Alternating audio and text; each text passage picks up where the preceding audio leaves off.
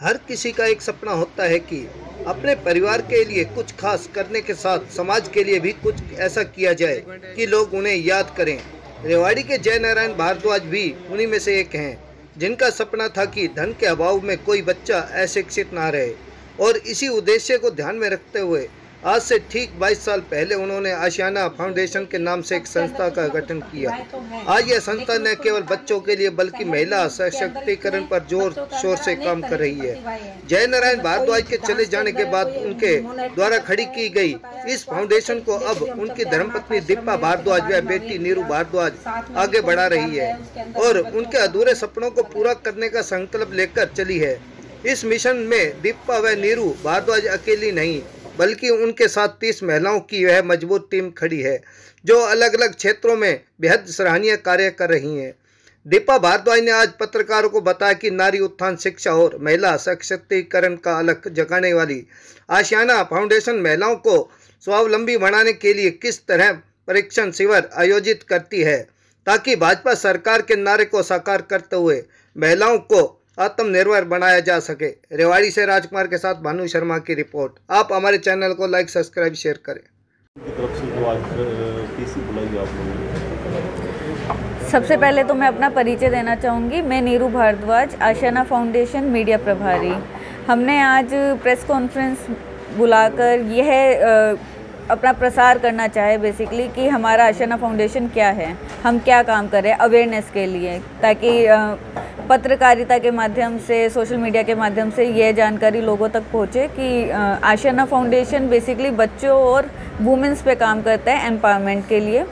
और आने वाले इस महीने में मई में ही 20 तारीख से हम समर कैंप ऑर्गेनाइज करने जा रहे हैं आशियाना बेबी क्रैच परिसर में, जो बच्चों के लिए होगा और बहुत जेन्युइन सी फीस के साथ स्टार्ट किया जाएगा, जिसके अंदर dance, music, no fire cooking, drama भी सिखाया जाएगा और ग्रूमिंग, कथक क्लासेस भी ऑर्गेनाइज की जाएगी। मुख्य तौर पर बात करें, अब तक कितने समय से ये काम कर रहा है और क्या कुछ एक्टिविटीज़ अब तक रही है? ये लगभग 18 साल से काम कर रहा है और जय नारायण भारद्वाज जी ने ये स्थापना की थी इस फाउंडेशन की, और उसके बाद हम कंटिन्यू कर रहे हैं इसे।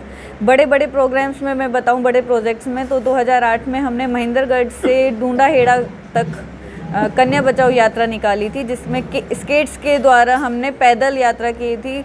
हर गली, हर नुक्कड़ पे हमने ये अवेयरनेस दिया था कि बेटियों को क्यों बचाया जाए, बेटियों का क्या अस्तित्व है और क्यों ज़रूरी है। इस तरीके से हमने अवेयरनेस किया था। उसके बाद की बात कर लें, क्या कुछ उद्देश्य है आगे जागरूकता को लेकर के समाज के? जागरूकता हेल्थ के लिए हमने मेन मोटो लिया हुआ है हेल्थ का, कि हर महीने हेल्थ चेकअप कैंप ऑर्गेनाइज किया जाएगा स्कूल्स में बच्चों के लिए, वुमेंस के लिए, जिनमें नीडी को फ्री मेडिसिन्स भी प्रोवाइड कराई जाएगी। कोविड काल की बात कर ले, पीछे भी काफ़ी सारे कार्यक्रम आप लोगों ने किए, तो इसी तरह से आगे और क्या कुछ रहेगा इस तरह का, ताकि ज़रूरतमंदों के लिए इस तरह की सामाजिक संस्थाएं और भी आगे आएँ? ज़रूरतमंदों के लिए समय समय पर हमने झुग्गीज़ में या अनाथ आश्रम में भी जाकर फल वितरण किया है, कपड़े वितरण किए हैं और उन्हें कुछ ना कुछ फ्री स्नैक्स वगैरह भी हमने प्रोवाइड कराया है। और क्लासेस भी चलाई है बीच बीच में, जहाँ पे उन्हें शिक्षा भी दी गई है। स्टेशनरी वितरण भी किया है कि पढ़ाई भी ज़रूरी है, तो हर पहलू को हमने ध्यान में रखा है। मैं जैसे अब इन्होंने बताया कि जैसे हम बच्चों को और औरतों को आगे लेके चल रहे हैं, तो अब जैसे अब इन्होंने कैंप शुरू करेंगे, तो ऐसे ही और भी पहले हुए हैं जो हमने कैंप या शिक्षा का माध्यम रखा है। उसमें सांस्कृतिक का मैं देखती हूँ, नृत्य का सिखाना या कथक सिखाना, वो सब मेरा रहता है अंडर में। और अभी इस चीज़ के लिए मैं बावल और भिवाड़ी भी होके आ चुकी हूँ डांस के उसमें जजमेंट के लिए। अब नेक्स्ट मेरा पटौदी है, ऐसे हम नानौर और रेवाड़ी में भी रखेंगे, तो ऐसे जजमेंट मेरा उसमें भी रहेगा।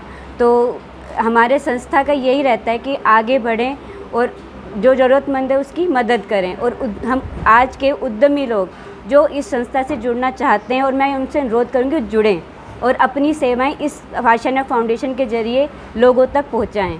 मैं उनसे अनुरोध करती हूं, कृपया हमसे आशियाना फाउंडेशन से जुड़ें। धन्यवाद। फिलहाल और आगे के लिए क्या योजना है?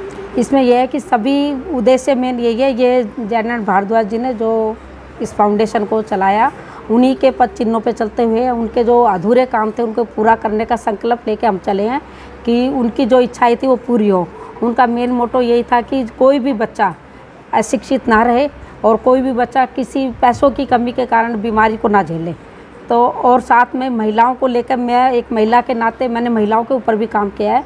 उस जहाँ सिलाई सेंटर खोले, महिलाओं को ब्यूटी पार्लर के अभी कोविड काल में भी हमने उनको सिखाया और अभी सर्टिफिकेट डिस्ट्रीब्यूट किए थे जिससे वो महिलाएं सेल्फ डिपेंड हो सके। अभी कितने लोग इस संस्था से जुड़े हुए हैं? अभी हमारी 30 महिलाओं की टीम है, उसमें अलग अलग हमने कार्यभार दिए रखा है। कोई सांस्कृतिक प्रकोष्ठ संभाल रहा है, कोई कानूनी प्रकोष्ठ संभाल रहा है, कोई फाउंडेशन के साथ मेन बॉडी में काम कर रहा है। तो अलग अलग क्षेत्र में अलग अलग हमारी जिम्मेवारी दी हुई है, उनको काम बड़ी निष्ठा और पूरी भावना से। ऐसे उद्देश्य हैं जिनको लेकर आगे काम करेंगे?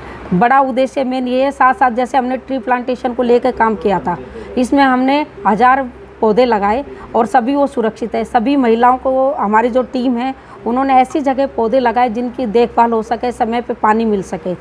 पार्कों के अंदर, स्कूल के अंदर या अपनी कॉलोनियों में उन्होंने ये पौधे लगाए हैं और उनकी नित्य प्रति वो देखभाल। महिलाओं की बात कर ले, उनमें अवेयरनेस को लेकर क्या कुछ कार्यक्रम है? ग्रामीण समय समय पे हम गांव में भी जाते हैं, उन महिलाओं को वो बड़े अच्छे से हमारी बात को सुनती भी हैं। और जैसे सिलाई सेंटर चलाए तो गांव के अंदर भी हमने महिलाओं को रोज़गार दिया है, वो सेल्फ डिपेंड हो पाई है। स्टार्टिंग में तो हम टीचर रेवाड़ी से ले जाते थे, लेकिन अब जब वहाँ उन लड़कियों ने सीखा तो वो वही टीचिंग का काम कर रही है और आगे और लड़कियों को अवेयर कर रही हैं।